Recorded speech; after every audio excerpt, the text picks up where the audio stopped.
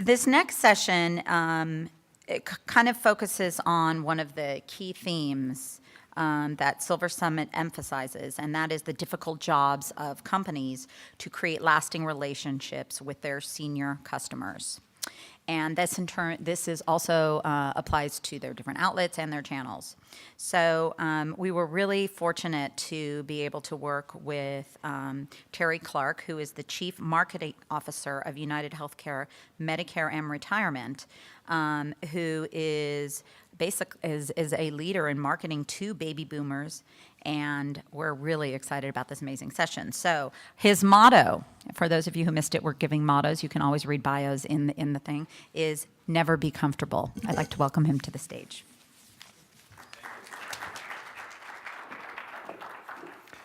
Thanks, appreciate it. Never be comfortable. I don't really have a motto, but I had to come up with one, and that is actually one that I go around with. I never want to be comfortable. I want to be agitated and figure out ways that we can continue to change. So it was one that after a deep thought in the car for 3 minutes, I decided that was it. So hopefully you guys can understand after the end of this what I'm talking about. Let me tell you a little bit about myself and then the company, and I promise not to try to make this a commercial for UnitedHealthcare or UnitedHealth Group as a whole. This is really about trying to just think through some of the ways that we're thinking about marketing and engaging this 50-plus population and some of the things that we're seeing in the marketplace. So I want it to be 80% about some of the things that are being seen in the marketplace and less really about us, but and the practical application of how we can apply it to what we do. And background, I've been with United for 7 years, zero healthcare experience before that point. Spent 10 years with a company called IAC, which many of you may know, own great brands like Match.com and Ticketmaster and Expedia and entertainment publications and others. So I'm really interested in the next presentation as well. But by coming to United, it meant I moved to Minneapolis. And for those of you here, you're enjoying it here. But when I left yesterday, this was this was a screenshot I left. So I thank you all for inviting me. I didn't come the last 2 years because I didn't have a great reason. But our Minneapolis is a hardy citizen that lives there. The last 2 days, the governor called off school, which is never heard of in the state. And it's just great to be here. I don't know if my family would agree. But so let me tell you a little bit about United Health Group. A couple slides up front to set the stage, and then we'll go from there. First off, United Health Group, you can see some of the big numbers. We touch a lot of members. We touch a lot of people, 86 million consumers, 850,000 care providers, significant business in the government sector, Medicare, Medicaid, and others. Touch hospital systems and clinical professionals and others. So we're kind of all over the healthcare system in different ways. There's two distinct ways, though, and platforms that we go to business. One is our services business, which many of you may know, and that's called Optum. And that's the services we bring the industry, not just to UnitedHealthcare, but to the industry as a whole. So we go to governments, we go to other insurers, we go to people that you might see as competitors in there as well. And then our UnitedHealthcare side, and that's really the benefit side of the business, mostly insurance-based products. People know we insure consumers of all ages. And as I talk about the ages, I want to kind of describe that a little. On an average day, there's 852 new members into the UnitedHealthcare system. That's babies being born. A lot of different ways that happens. It happens through employers and the populations that we cover for them. It happens through Medicaid. Medicaid, primarily right now, obviously shifting with the ACA, but primarily driven by pregnant moms and kids. 41% of all children born in America last year were born on Medicaid. That's a big number, 41%. So if you look then, we serve over 14 million individuals above the age of 50. And that's a focus in an area that we really have looked at as our individual business in the past, because typically under 50 has been dominated by the commercial or employer business. But 14 million over the age of 50. And you think of some of the macro trends, 10,000 people a day aging into Medicare. So having those baby boomers now having their birthdays and aging into Medicare at the age of 65. And then I think one of the ones that really actually gets me excited every day, and I'm happy to tell people, is right now we have 17,764 centenarians in our system. So it's an amazing population. So there's about 50,000 centenarians in the U.S., dominated by white females right now. And I'll talk a little bit about that and what's going on, but we cover just over 17,500 of them. Now, I say that, and what we really are trying to do is help change and make the healthcare system better, because the U.S. healthcare system has really room for improvement. If you look at the left side, it looks at spending, and you can see we outpace other large countries in that highest in percentage of gross domestic product, highest healthcare spending overall. But you look at that outcome side, and we're 33rd and 34th in key metrics, life expectancy and infant mortality rates. So it really does create an opportunity for us to continue to, with the system, do things better. And then our population is getting older. We've talked about it today, so I'm not going to belabor that in a huge way, but just to tell you a little bit about that population. There's 10,000 people a day, as I told you, aging into Medicare. 43% of our population right now is boomers and beyond, boomers all the way up to those centenarians. And in 2012, about 13% of our population is our older Americans, really 65 plus if you define it that way. In 2050, that's moving up to 21%, so more than a 50% increase. So you've just got this huge shift. People have been talking about the pig and the python for a long time, but really is coming there to where that really is going to be in those golden years, 65 plus. What are you going to do to help really get at that increased aging population? And people are living longer. So look at the statistics on where we think life expectancy is going. It's pretty dramatic. If you look at 2013 to what the expectations are in 2030, 40, 50, and 60 out there, people will age longer. And as you can see, the women, again, outpacing the men pretty significantly. Not surprisingly, but pretty significantly. So as age goes up, we need to rethink how we engage. We need to rethink health. We need to rethink innovation. And Jody talked about it earlier from AARP. We need to get people excited in investing in this population because it is so important to where we're going as a whole. And some are. So look at Google. Google's into self-directed cars, Google Glass, this little thing called search engine, and now they're trying to redefine aging and how they can drive more age and get up to 10, 20, and 30 years of more longevity in life. They haven't said exactly how they're doing that yet, but they did come out in 2013 with a big focus on getting into this space in a very different way. So if it's happening, though, if people are focused on with people living longer, you really have to think about that quality of life and what people do. So 56% of people say that they wouldn't choose to add decades to their life, even if treatments are available. They want more quality in what they're getting now. And it really gets to, as that aging is happening, there's some significant things happening right now, too. And I will get to technology in a second. But there's more chronic conditions. And I think people have been talking about this, but we've seen it more and more. So people are aging longer, but they're aging with more chronic conditions. So Alzheimer's rates, 13%, heart disease at 30+%, cancer at nearly a quarter of our population, diabetes and pre-diabetes being such a big issue in America, and respiratory disease. So significant changes. So how will technology transform and accelerate the way we're thinking about healthcare in the future? And I just want to give you some observations and thoughts and things that we're working on too. One thing, though, I'm always reminded on when I look at these is how quickly things are changing, how quickly the adoption is coming for technology for seniors, how quickly what we're doing even in this room has shifted over the last couple of years. And I was reminded of this in a big way this year. There was I don't know how many people have seen the image I'm about to show you, but it was from the papal inductions. So this year, 2013, you didn't think I'd bring the Pope into this, but I have. In 2013, last year, with the new papal introduction versus 2005. This shot from NBC and the New York Times shows almost the exact same angle. And 8 years later, what technology has done.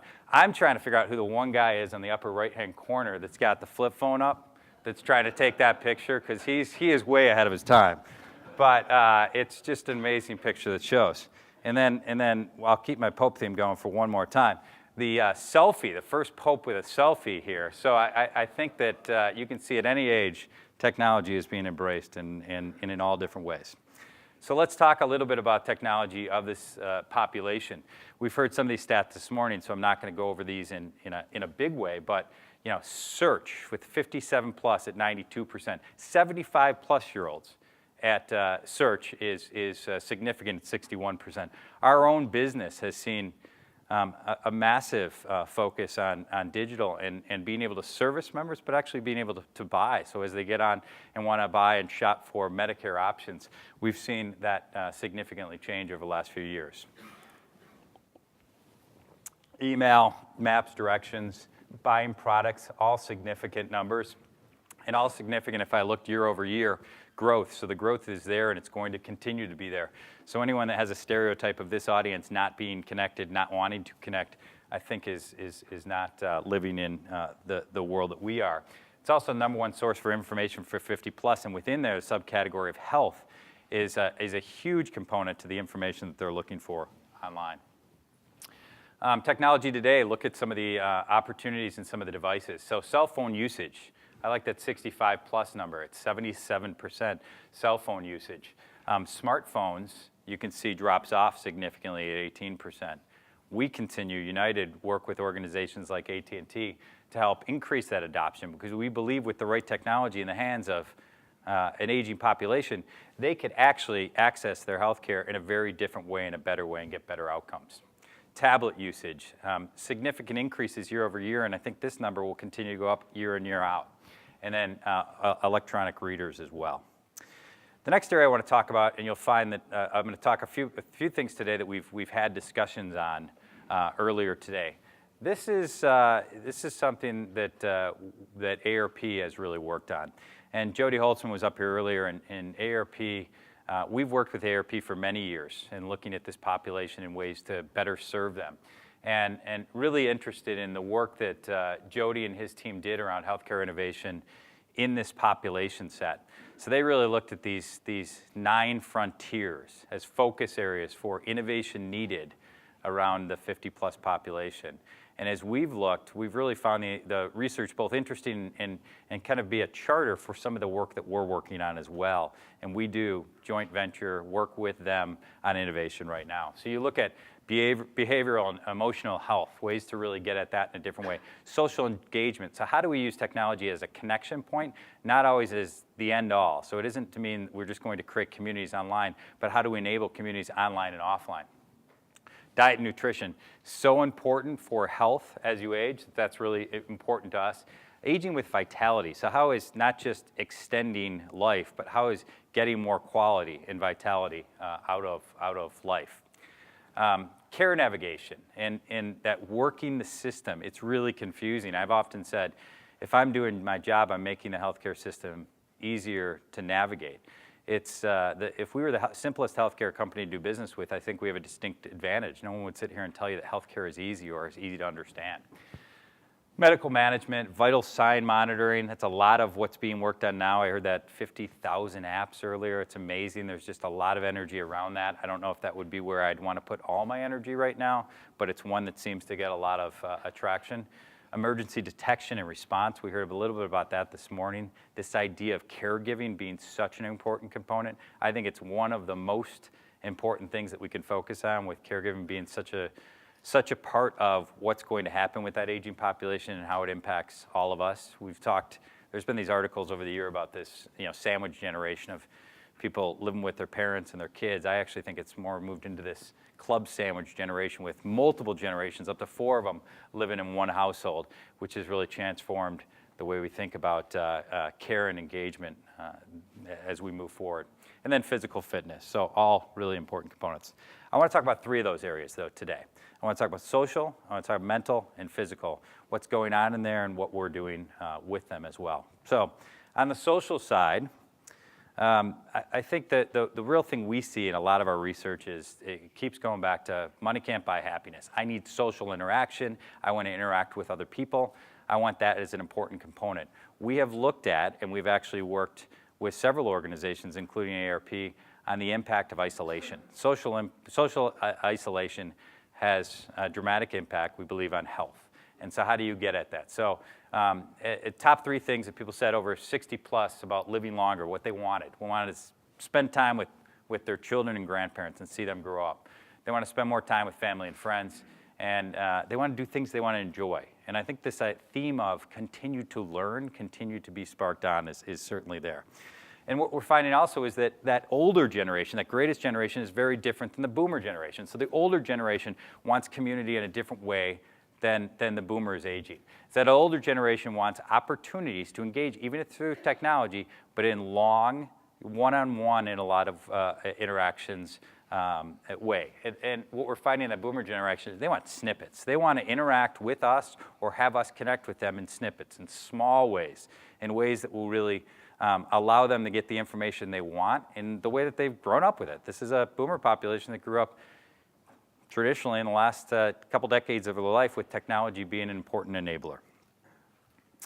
Online connectivity. So I love the quote here. I heard that family members were joining and I wanted to see what I was missing or not missing. It's a healthy thing emotionally. It's that opportunity to really warm up to social networking, as they say.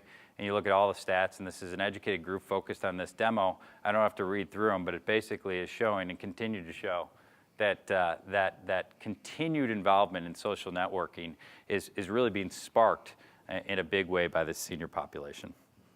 Some of the numbers here that I'll give you on some of the social media are actually not that impressive when you look at them at the core, single-digit percentage points. But if you look at the growth year over year and you look at the projections, these are the areas that people are using. So they're sharing pictures, they're sharing interests through Pinterest, they're using Twitter to start to follow and push out.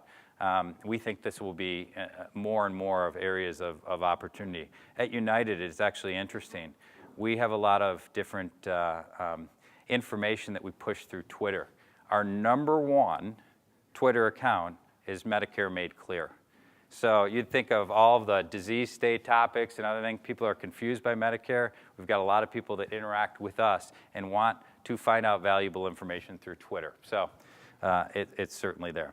Now let me tell you a little bit about a case study. So one of our members is Carol. She's 73 years old. I like to do something we call focus groups of one, which are really have a long-standing relationship with someone and understand how they're using both our technology and technology as a whole. So Carol is retired, lives alone, three grown children, 7 grandchildren. Didn't get her first computer until 2009. Has been a member with us since she was 65 years old. Her interaction with technology was one that was resistant, but when she was able to bring it on, it was all-encompassing. So it was how she serviced herself from healthcare, what tools she could use, what information she could use to connect with her grandkids out of town, all the things that we talked about earlier. I didn't mention that Carol's my mom, by the way. So I put her on our program, and I've watched it through the years, and she's embraced it in incredible ways. We 2 years ago got her something called a connected frame, which is a Wi-Fi enabled frame that we can all of our kids can they can take a picture and send it to the frame, and it comes into her frame every day, and she's amazed by the technology. I saw the kids at their soccer game today. How did that happen? But it really is one that we've used people like this. I'm half kidding with my mom. It is my mom, but we've used people like that to put real-life interaction into what we do. So the tools, the apps, the information we have, are they really making a difference? Now, my mom doesn't complain much to me, so who knows if it really is or not. Let me tell you a little bit about offline connectivity. We found that offline connectivity being enabled by technology is absolutely essential.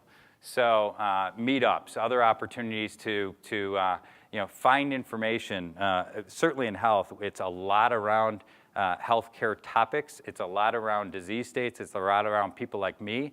But the enabling of that and where we as a healthcare company can do that, we found is very positive. I talk about a few of them that are up there.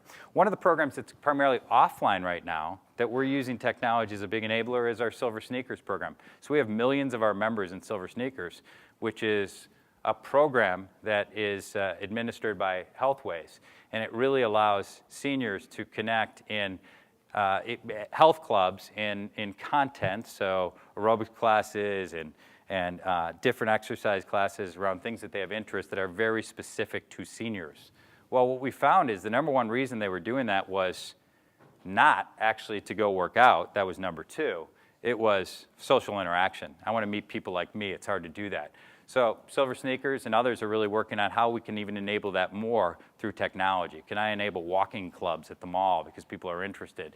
Can I enable things like this to happen in everyday life where we can really make that connection with technology in low-tech ways? We also, I've talked about ARP. We do a lot of work with ARP to test new projects.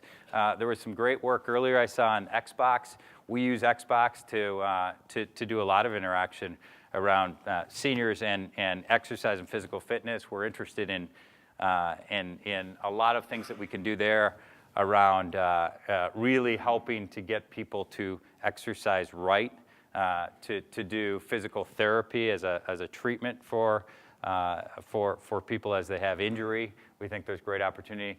These pictures are just recently in Atlanta, a conference we had a few weeks ago with ARP where they had 15,000 members show up for that. The lower right corner shows lots of people wanting to engage and understand the applications of how they can use the data that they have from health to better their life through technology. So we do training on that. We also partner with organizations like The Villages. Many of you may know The Villages. You've seen their commercials. Come to Florida, live with us.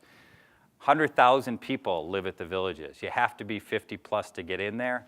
It's one of the greatest testing grounds in the world because it really is this community very focused on community at the end and very focused on interoperability, so around technology to enable a better lifestyle.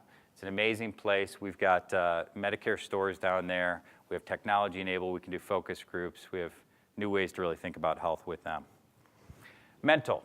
I will go through this quickly. Mental, there's a big crave for mental engagement by seniors. A lot has been written around the value of mental engagement and in combating cognitive issues. So you look at the research, 86% want to stay mentally active. I don't know why the other 14% do not want to stay mentally active, but I might know a few of them.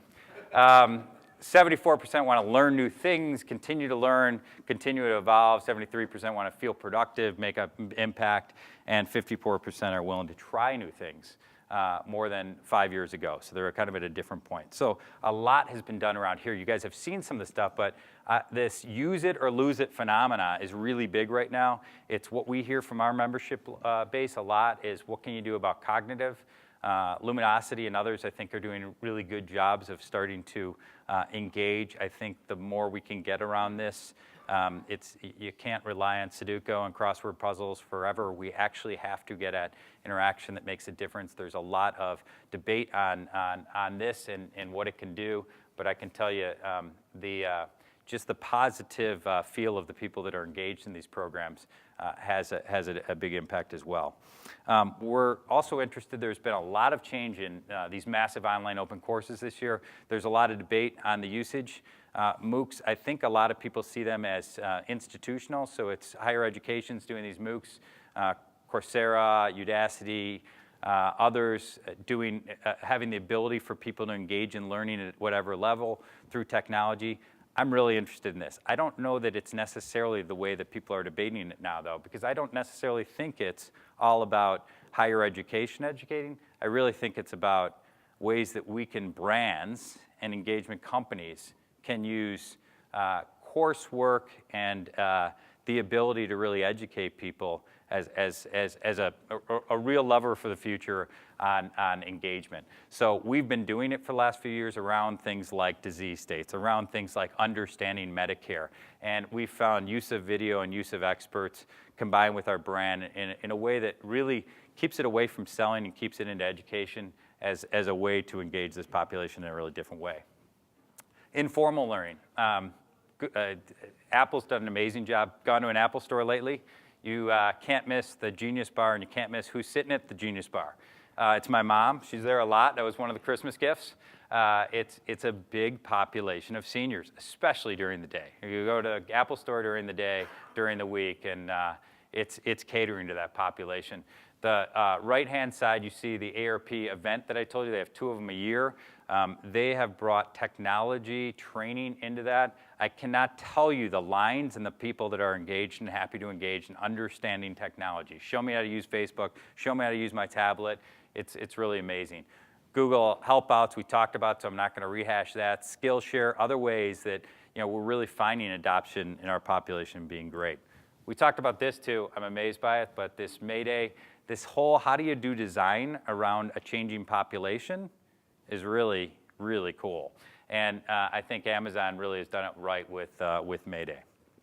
Let's talk about physical real quick. The idea on physical is really on, we talked on the caregiving, but how do you create independence? 90% of baby boomers, 90% say that being independent and having access to quality health care is important in retirement. We know it's important. We need to figure out the ways and push ourselves for how we can create that independence. We see it a lot more like interdependence. How do I create my connection point with physicians? How do I create my connection point with my family through technology? How do you create these connection points in a significant way? Devices, we've talked nauseate here. I think that's one of the areas that is really being covered well at CES. This is SenseU. It's a way to bring device connectivity and all family members into one place. So you can see if mom fell. You can also check your own vitals. You can check your family and really keep it that way. I don't know if this is one, but as an organization, we've been really interested in how device monitoring and wearables will be important to this population. It's really getting more momentum. I think it will be a bigger way in rewards for the future in healthcare, and it should be. Now I'll tell you the 2-minute commercial on what we're doing, and then I'll end and leave it for any questions that might have. United Health Group, some of the areas that we're focused on in this aging population, a lot more around education. I talked about MOOCs. We're applying it to really a brand approach. So how can we do online education around topics that are confusing or people need more education around? And our Medicare online education is an example of that. We've created more integrated health apps. So how can you create the way to take the best of these apps that are out there and match it and marry it with the data that we have and can provide a consumer because it's theirs on an individual basis.